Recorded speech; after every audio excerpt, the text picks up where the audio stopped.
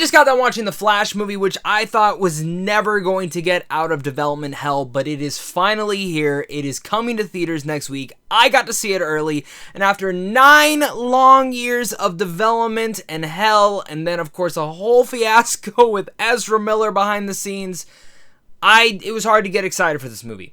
And that sucks because The Flash has always been one of my favorite superheroes of all time. But man, I gotta admit it, this film surprised me. It defied all those odds, and this is truly an incredibly special comic book movie. I don't know if it's like one of the best comic book films of all time, but it flat out is one of the best in the DC universe, as well as that DC has ever given us. And I loved this movie. There's issues with it, but I loved it. And purely coming from someone who loves Barry Allen and loves the Flash character, I was so happy with this film. And I'm very excited to talk about this movie today. I definitely want to hear your guys' thoughts, though, on this movie. Are you excited for it? Are you not? What did you think about the trailers? And make sure to also hit that like and subscribe button, because while we are reviewing this movie this week, we also have a Transformer ranking coming out later this week. And next week, we're going to be ranking every DCEU film. That's going to be exciting. I can't wait to do that. But with that said, let's get the elephant out of the room before we dive into this review a little bit deeper. We're going to get a little bit serious for a little second, and that is because we got to talk about Ezra Miller. Now, I do not condone what Ezra Miller has done. There is a lot of accusations, there's a lot of stuff going on in the court system, and a lot of things that Ezra Miller has done that there's proof all laid out on there. I am not an expert in any of that. I have seen all the news articles, I have followed the history, you can Google it up yourself. But when it comes down to this movie, the way that I view it is that there are thousands of other people that worked on this movie, and they deserve to get at least talked about. I will not talk a lot about Ezra Miller in this review. I will just say that it sucks that this actor is a piece of shit, because what they do in this movie shows their talent, and that sucks. So, with that said, serious part over, let's get into my pros. And rounding that out, the first thing I want to talk about is actually Andy Muschietti as a director. Now, I've really liked what he's done so far as a director, and I think he's actually gotten better and better with each and every one of his movies. Right now with The Flash, I hands down think that this is his best directed film yet, and I understand that a lot of stuff has been shifting and changing behind the scenes, and you can definitely kind of feel that in some elements of the story and its territories with that, but I have to say, with what Muschietti was able to craft here, again, defying all the odds, all the changes behind Warner Brothers, leadership changes, James Gunn taking over the DCU, James Gunn resetting the DC universe, he was able to make a very coherent story that at the center of it all was not nostalgic bait. While yes, you get Michael Keaton's Batman from the Tim Burton universe, yes, you get Supergirl in there,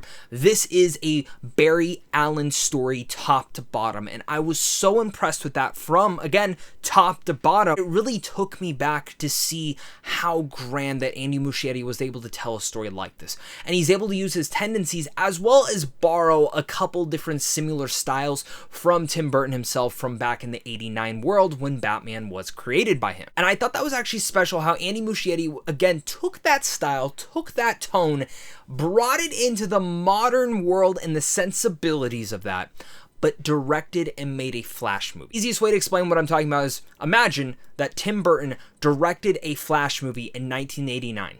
This would have been that movie.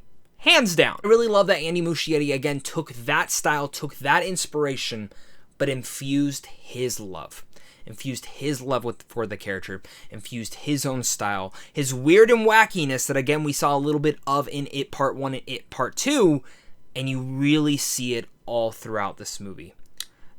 From the very opening sequence, which was just stellar, it gave me Justice League Unlimited vibes, where you get to see the Flash working with Ben Affleck's Batman, and getting to see them just stop an everyday crime was like very charming and very grand, and the action set piece that this kicks this film off instantly gets you hooked into this movie. And there's a couple weird sequences in it. You've probably seen the Funko Pop set with the Flash with a bunch of babies around him. And once you see the movie, you'll understand. But that sequence is a lot of fun. And I think that's the best way to explain this movie, is that it is a lot of fun throughout the entire runtime. I sat there in disbelief with how big of a smile I had on my face throughout a majority of the film. I'd say at least 98% of the time I was smiling because of how much fun I was having. That other 2% comes down to the emotional tale that I actually got here. I wasn't expecting to cry in this movie, but I did. There's a couple sequences in here that Barry Allen has to make some hard choices. And specifically, the performance. I'll give credit where credit is due, even though this person is something. Their performance is great. There's no doubt about it. They play two different versions of the character. And there's a lot that I can say about that. We'll talk about that in a second. But this movie is, at its heart, a Barry Allen story. And it's emotional in that part. And again, I was not expecting to get that swelled with emotions because of how much fun I was having, how I felt the stakes, and at the same time, there were great jokes throughout this. What we've seen through Barry Allen in the DCEU so far is a lot of jokes within Zack Snyder's Justice League, and particularly how he is very much kind of the jokester and kind of annoying at times, and they play on that. Since there's two versions of them, you have a younger version and you have the more matured version now. And I actually really like how Muschietti and Christina Hodgson, the writer of this, I really have to say, if the rumor is true that she could be writing the Batman, the Brave and the Bold, I hope that's true, as well as Andy Muschietti directing it. I know there's been some conflicting reports on that. That would be great. But I really love what they were able to do with the script and the way that they were able to intersect this, all this fun stuff, all the humor as well. All of it feels seamless, but at the same time bring that core story back to these two characters. And the fact that you can make the audience, who some audience members think Barry Allen is annoying in this world, you'll have one version that's annoying. That's the version that a lot of us are understanding of. But we have the more matured version that's kind of gone through everything that we've already experienced with this character. And now you have one trying to train the new one. And that whole element of the film, going in, I thought was going to be dumb. I never had high expectations for that. And it worked. Seamlessly. Almost. One thing in there, but we'll talk about that when I get to my issues. But I love how they handled that, and I love the entire story with Barry Allen. But alongside this, a lot of people are not just going to this movie because of Barry Allen or The Flash. They are going pure in, pure out because of Michael Keaton returning as Batman. I know my grandmother's excited because of Michael Keaton returning as the Batman. I'm Batman. Honestly, I know a lot of people are worried that it's just nostalgia bait, that they're just getting him. And yeah, is it nostalgia bait? Absolutely. But it really works for the context of the story, how they bring him in, how they intersect it. And honestly, he's not in this movie as much as I thought he was going to be. The film flies by at its 2 hour and 24 minute runtime. And that is one thing that I was very much impressed with, that by the time Michael Keaton came in here, we were already pretty deep into the story. And I think when he comes in, it is perfectly interjected, and the way that he kind of smooths out throughout the rest of the story really works, and how that kind of reflects and adds on to what we know in the 89 story, and of course the sequel to Batman 89, there's so much greatness there. And now it kind of feels this full circle that we get with this character, which again, I really dug. I think for me, Michael Keaton just slips back into this role instantly, and there's no doubt about it that Michael Keaton kicks ass in here. Now, again, I know a lot of it can be visual effects, but just the way that they use Michael Keaton's Batman in here is splendid. You get a little bit of a glimpse of it in the trailer, but every moment that he is in action, you are smiling ear to ear, cheering, and having a blast. And again, goes back to the reason that I would love to see Andy Muschietti direct the Batman, the Brave and the Bold for James Gunn's DC Universe, because after seeing how he handled that action set piece, as well as Ben Affleck's action set piece, it's phenomenal. And I think he understands the core reasoning of the Batman character and different versions of Batman, because we have two typical versions in here. Now, I'll be honest, Ben Affleck is not in this movie all too much, but I think what they give him in here is good enough, and it's a good send-off for that character. Really happy with that, and I love Ben Affleck as this role. The other big character that's kind of been hinted around in here is Sasha Calle as Supergirl, but all I can say is that Sasha Calle absolutely killed it in this role. And I have to say, there is a Supergirl movie announced. If James Gunn does not have Sasha Calle play that version of the character in there, because I understand we don't really know who's coming through, who's staying, who's not, all this sorts of hoo-ha and all that stuff. We know some people are staying. If Sasha Calle doesn't, I'm gonna be pissed. Because I truly think just the small little dose of her we get in this movie is completely badass. And I actually, to be honest, I wish we didn't know she was in the movie. I'll be completely honest, because I think that would have been such a great surprise to see in the theaters. But when she does show up, it's badass. There's a lot of nice comic book Easter eggs. If you know some of the background history on certain Superman comics that tie into this, that again just made me smile from ear to ear. This is a film that again makes you smile from ear to ear. It is the perfect blockbuster in the summer.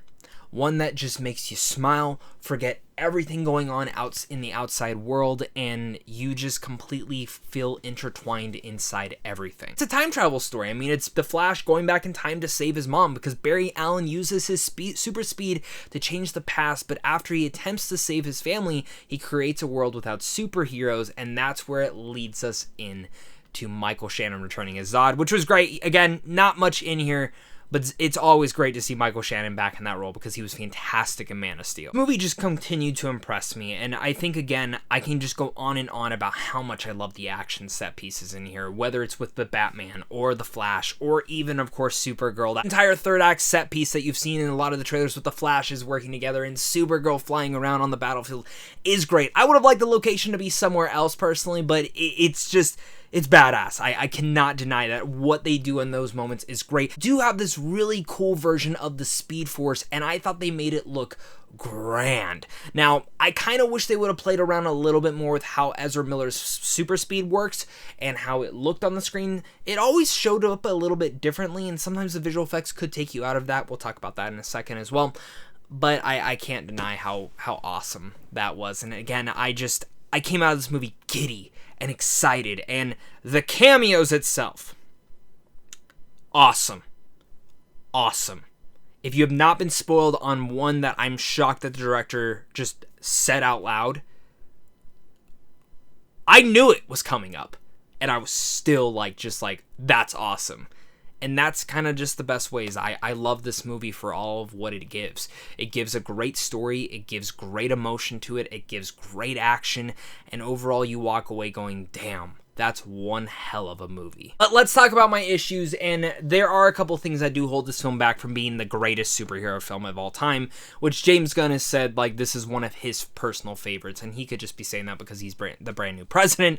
And this movie is very expensive. Now, there's a lot of thoughts on this film, and for me, my biggest issue is this film needed at least another 6 months for the visual effects. Some of the visual effects are really good. Some of them are really, really good.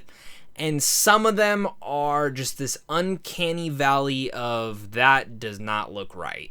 You look at that and you're like, oof, that's fake. Or oof, that looks awful.